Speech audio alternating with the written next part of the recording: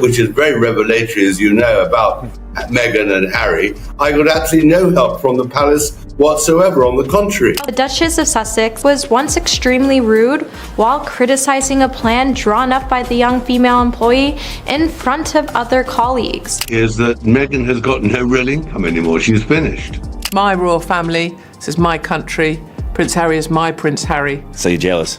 I'm not jealous of Meghan. Who wants to be Meghan Markle? Like, I'm unpopular. I'm known as the biggest bitch in Britain. The only person in Britain who's more unpopular than me, Meghan Markle. And she reached out to Victoria to get freebies.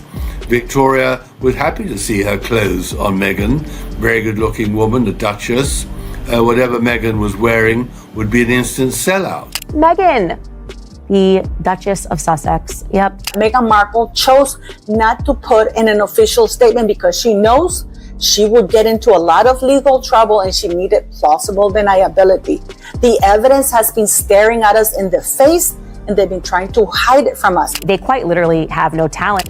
There's a situation now with Meghan Markle where she signed a jam card saying HRH, Her Royal Highness, to her friend, and the debate is that yes, her titles were pulled publicly, she and Harry, but no one mentioned anything privately. It's almost like a legal document loophole, like no one said that. And that was very critical because at that moment last year she was about to promote her Netflix series and didn't want to firstly be seen with Harry. Meghan is, remember how I said they'll be divorced soon? I don't really know what's going on with them. I like them. And last night made me like her even more. There's only one Meghan I can actually still be civil to, and it's the one sitting to my left. The other one. You know, she's getting back into acting, Piers. I'm sure you saw that. She's shooting a movie now. Thank goodness Meghan isn't coming. And I think that reflected both her own attitude towards Meghan and Harry. We found out that there were a lot of porcupines probably told to the royals and even to Harry when they met her, and in order to cover up that she was hunting for a man in England from 2013 onwards when her... I'm not a fan of Meghan. Yeah. I'm not a fan, and I wasn't right from the beginning. What did you make of what she and Harry said to you? I think poor Harry is being led around by his nose, and I think he's an embarrassment. Meghan Markle is accused of making her first husband agree to a pregnancy deal that promised her a luxury lifestyle. And that was only the beginning. Royal writer Tom Bower later uncovered a pattern of broken ties stretching from Hollywood all the way to Buckingham Palace.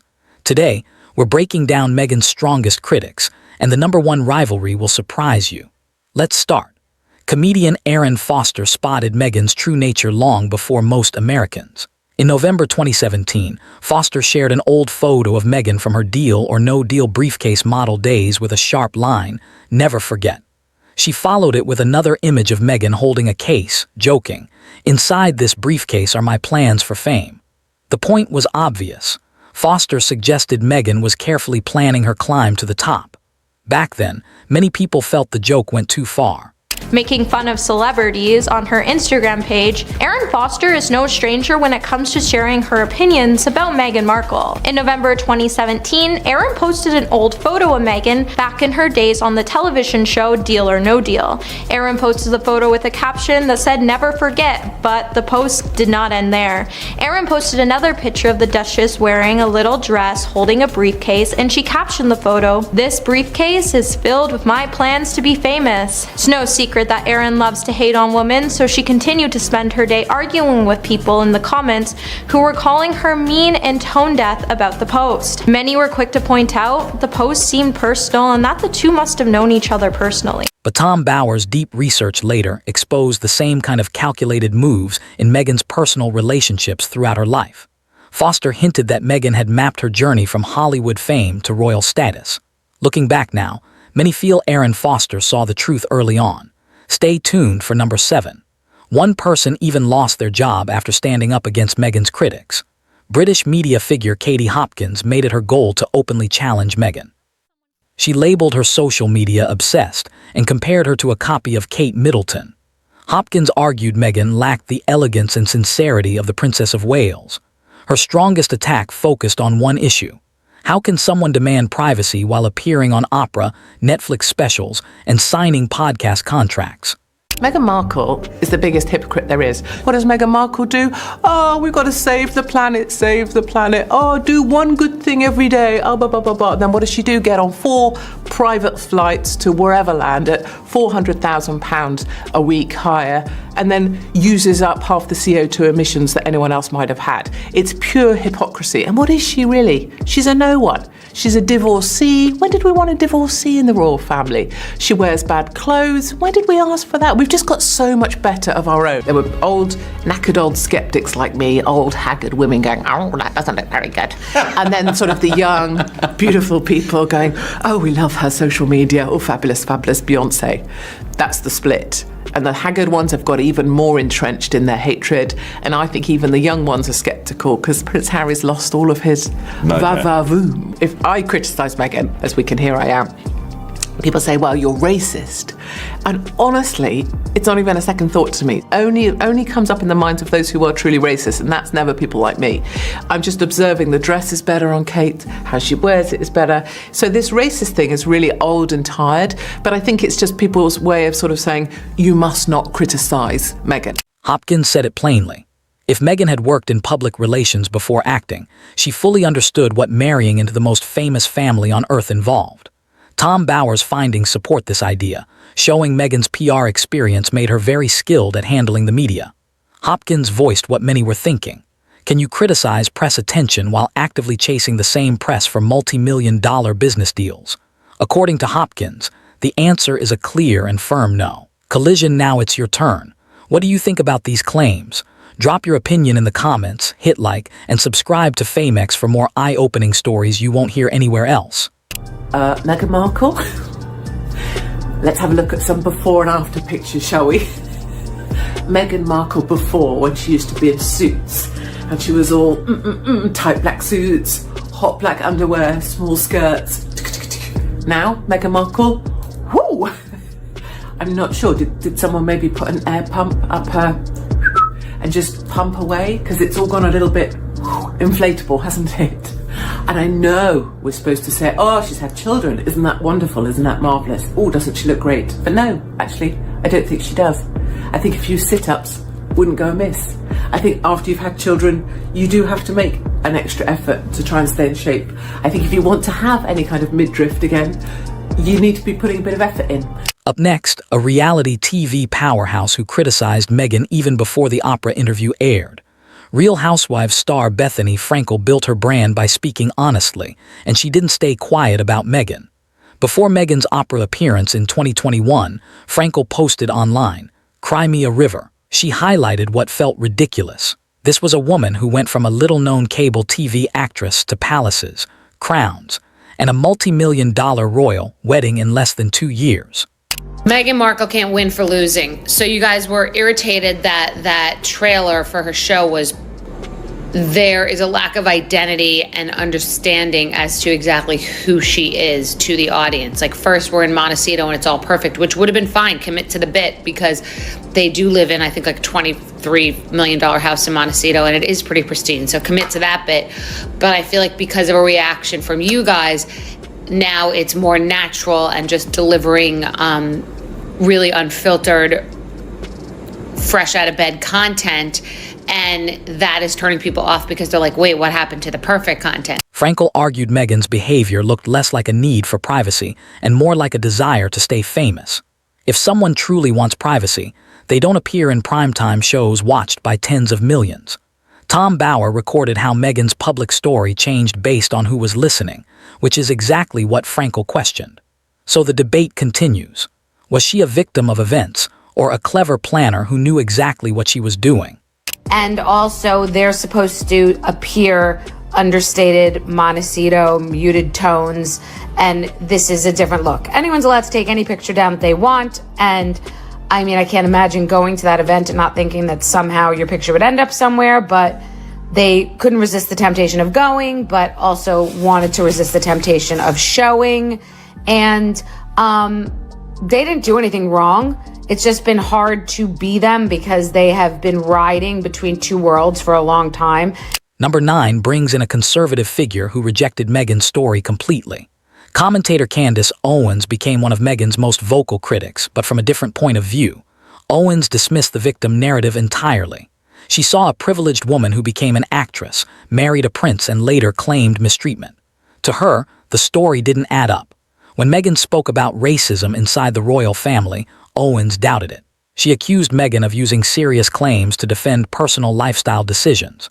Owens' strongest attack focused on one issue, demanding privacy while constantly seeking attention through interviews and public appearances. Owens claimed Meghan was misleading Americans, using topics like mental health and racism to gain sympathy while living in a $14 million Montecito mansion. Speech balloon. Now tell us what you think. Do these critics have a point or not? Drop your opinion in the comments, hit like, and subscribe to FameX for more deep dive stories you won't see anywhere else. So I have to say, I never had an appreciation for the royals, right? It's something that Americans don't really jive with. It never made sense to me, but I fell in love and married an Englishman, right? And so I kind of learned to appreciate the significance of the Queen and really understanding that there's been something in their country that has remained solid and has not changed over time. It's difficult for Americans to comprehend because we don't really do tradition. We're kind of like tear it down, old building, tear it down, build something new, tear it down, build something new.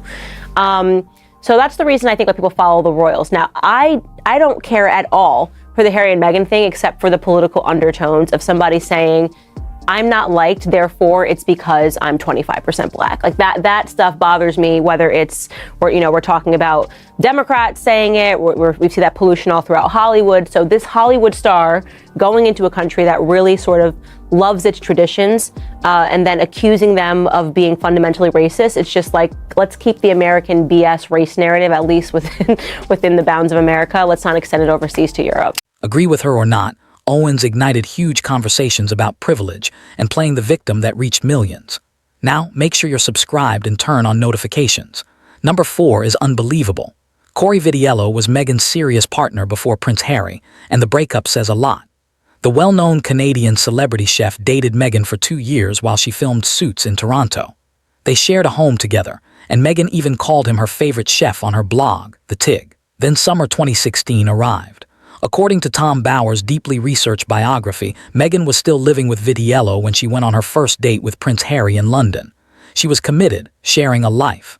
After meeting the prince, everything changed.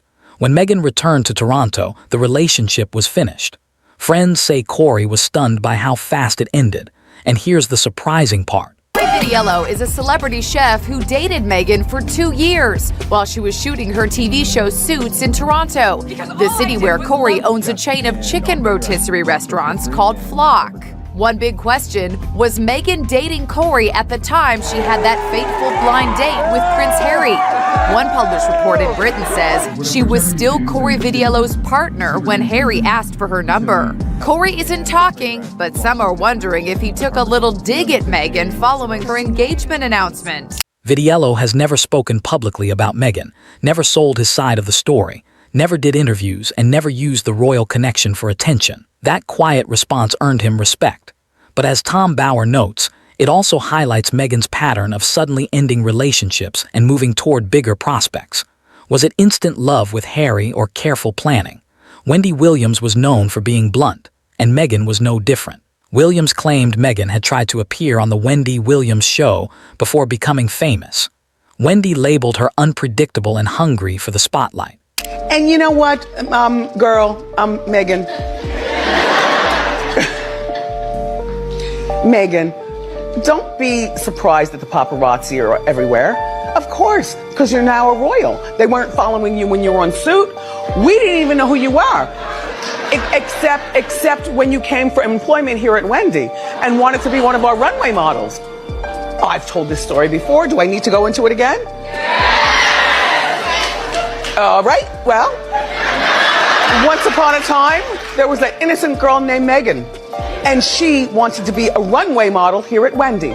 But Wendy's harshest moment came when Meghan said she didn't understand the British tabloids. Wendy fired back.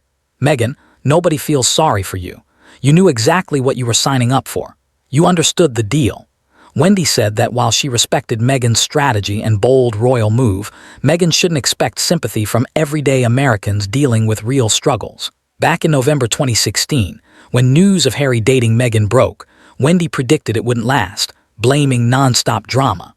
Although the couple remains together, the drama Wendy warned about clearly did happen. Number 6 involves someone who actually lost their career defending Meghan's critics. Sharon Osbourne's public support of Piers Morgan cost her a decades-long job, all connected to Meghan Markle. When Piers walked off Good Morning Britain after criticizing Meghan, Sharon defended him on air, asking why he couldn't share his view without being called racist. The reaction was intense and unforgiving. It was all very distasteful, Piers. I was totally bored by the whining. And, you know, the curtsy, the thing she said about medieval times, her lunch with the Queen was like medieval times, which, as you know, is a Disney-type entertainment place for kids. And it's just so horribly disrespectful and just a wine fest. So here we are. It's quite interesting what's happened to them, isn't it? Because I lost my job because of Meghan Markle over that Oprah interview. You, Sharon, then disgracefully lost yours on The Talk because you basically said I was entitled to my opinion. Where are they now, these two? Because it seems to me that people have basically just got bored of them, which is the most lethal thing of all for any public figures. Sharon later faced racism accusations herself, went through a tense on-air clash with her co-hosts, and within weeks was removed from the show after more than 10 years. Sharon has since said she felt ambushed and deliberately targeted during that segment. The takeaway was clear. Defending Meghan's critics can come with serious career costs. Tom Bower outlined how Meghan's inner circle allegedly worked quietly behind the scenes to influence media coverage and silence opposition, often with powerful results. Sharon Osbourne experienced that fallout firsthand. Trevor Engelson was Meghan's first husband, and according to biographer Andrew Morton, the way their marriage ended was icy and ruthless. Meghan met Trevor in 2004, dated him for 6 years, and married him in Jamaica in 2011. Trevor fully backed Meghan's acting ambitions, but in 2013, just 2 years into the marriage, Meghan made a stunning decision. While in Toronto filming Suits, she mailed her wedding and engagement rings back to Trevor in Los Angeles. No discussion, no warning, just the rings returned in a package. Friends said Trevor was crushed. One insider told Morton that Trevor felt discarded, like something scraped off her shoe. Information came direct from Meghan's ex-husband. He reveals that Meghan Markle married for money, that she planned it all from the beginning, and the vision board with Prince Harry on it was revealed to her by someone who knew. The husband, Joe, he actually accused Meghan Markle of being infertile, and that was the main reason why he annulled the marriage. Because Meghan Markle, yes, she is so deceptive, she is such a liar, that when she got married with Joe, she did not tell him. Trevor has stayed completely quiet in public, never selling his story or giving interviews, even though it could have earned him millions. Still, Tom Bower points out that Trevor later developed a TV series about a man dealing with divorce and shared custody involving the British royal family. The show was never picked up, but the idea said a lot on its own. Meghan's habit of cutting people off entirely raises serious doubts about loyalty. Number 2 reveals a family figure who became one of the loudest critics. When a former U.S. president openly says he's not a fan, it makes noise. The clash began in 2016 when Meghan called Donald Trump misogynistic and said she would move to Canada if he won the election. Trump didn't forget. Years later, he fired back, saying, "I didn't know she was nasty." But his criticism went further. Trump claimed Meghan showed disrespect to Queen Elizabeth II and suggested Prince Harry was being badly used, predicting Harry would one day regret his decisions.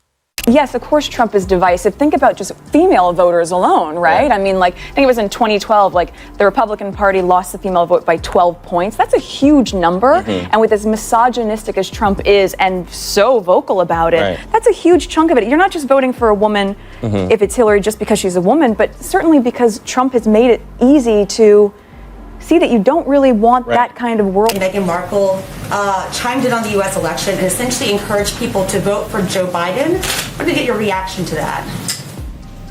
I'm not a fan of hers.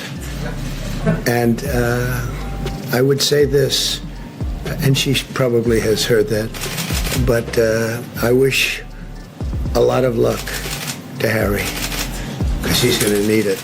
I'm not a fan of Meghan. Yeah. I'm not a fan, and I wasn't right from the beginning. What did you make and of I what think she and Harry said I think to poor you? Harry is being led around by his nose, and I think he's an embarrassment. You know, here's my issue with it. I think that they've quit the country, they've quit royal duty, they're living in luxury in California. They want to use their royal titles to exploit them for massive financial gain without any of the duty that comes with the royal titles. I don't think you can have your royal cake and eat it. That's my argument about it. So I want to know what's going to happen when Harry decides he's had enough of being bossed around, or maybe when she decides that she likes some other guy better. I want to know what's going to happen when it ends. Okay? You think it's going to end? I do. I've been a very good predictor, as you know. I've predicted almost everything. It'll end, and it'll end bad. And I wonder if Harry's going to go back on his hands and knees back into the beautiful city of London and say, please, you know, I think Harry has been led down a path. I found it when I heard he wasn't going to Prince Philip's memorial service. I found that. I couldn't believe that. Yeah, terrible. That he would not go to that. He was at the Super Bowl. He was at a Texas rodeo, but he couldn't find time to get on a plane I to think that Philip's was a terrible thing. Many terrible things. That might have been, as you mentioned it, that might have been the worst of all.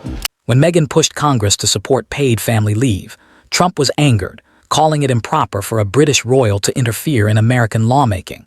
Trump also claimed Meghan's influence created distance between Harry and the royal family, saying it caused pain to the late Queen. Tom Bower's research shows Trump was not alone in that belief. Several palace sources reportedly shared similar worries about Meghan's control over Harry. Whether driven by politics or personal beliefs, one fact stands out. Meghan earned the hostility of one of the most powerful men on the planet. British television host Jeremy Clarkson then published what many call the most controversial article ever written about Meghan, nearly ending his career. In December 2022, Clarkson wrote a column for The Sun, using extreme language to express his hatred, saying he loathed her at a cellular level. The backlash was immediate. Even his own daughter publicly criticized him. The Sun received more than 25,000 complaints, a historic record, and later removed the article and issued an apology. Clarkson eventually apologized as well, saying he would rather slam his fingers in a door than reread what he wrote.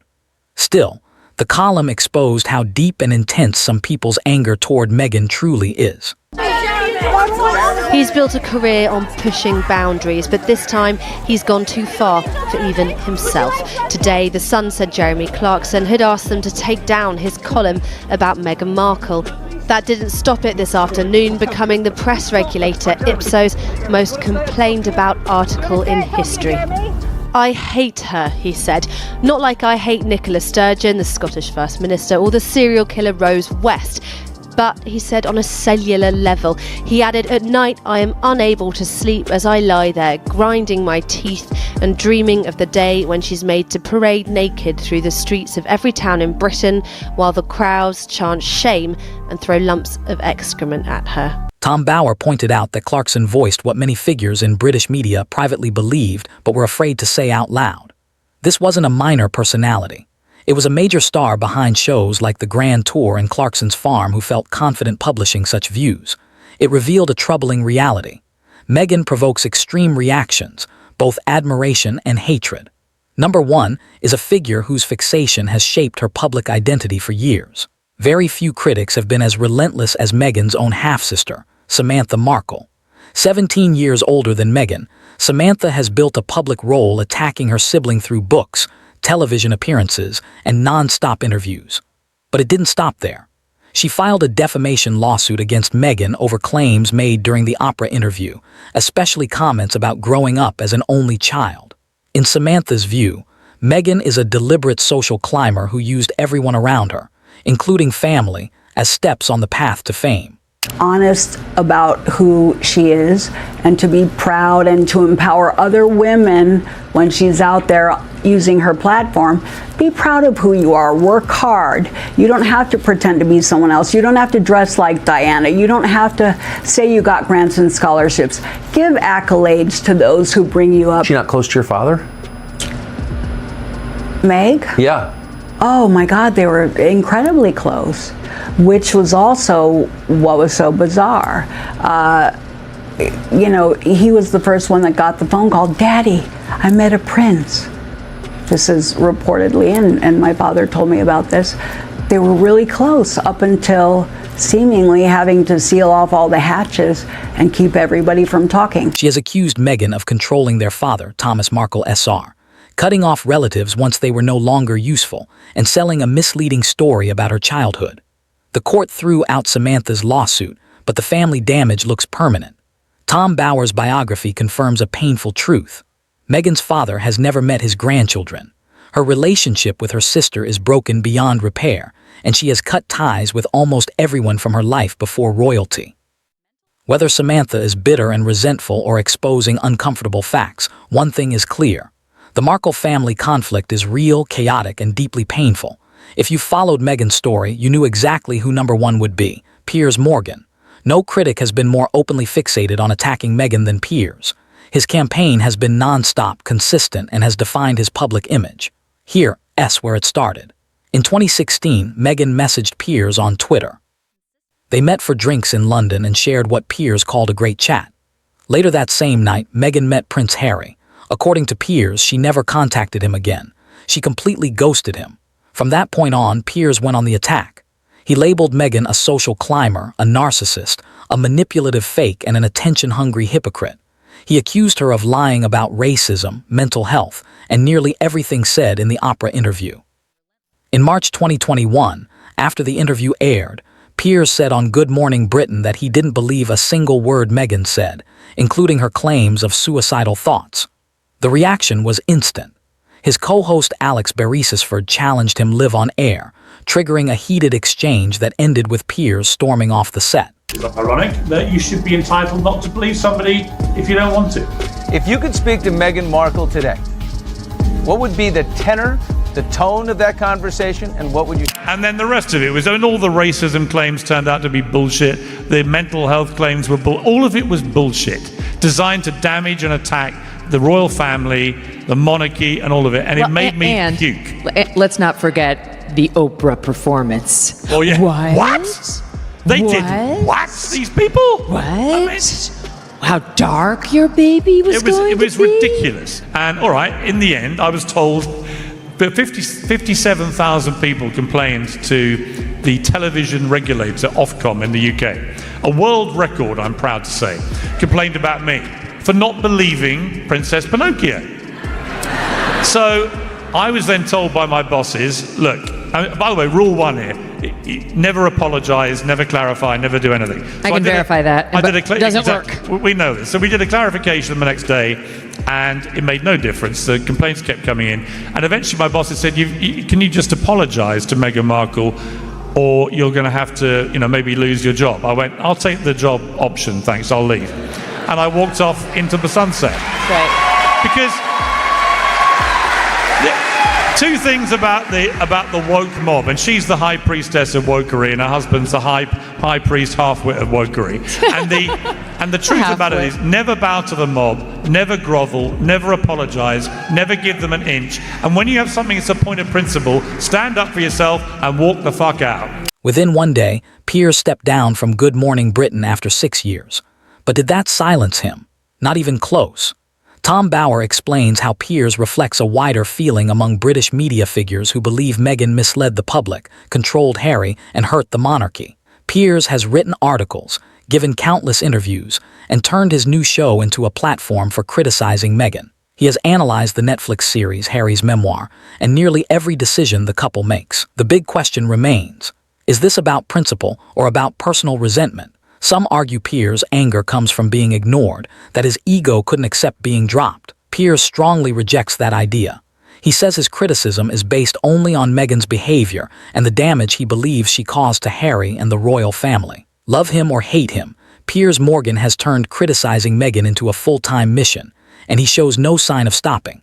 From Hollywood to politics, from former partners to relatives, and the man who won't stop talking, Meghan Markle has built a remarkable list of enemies.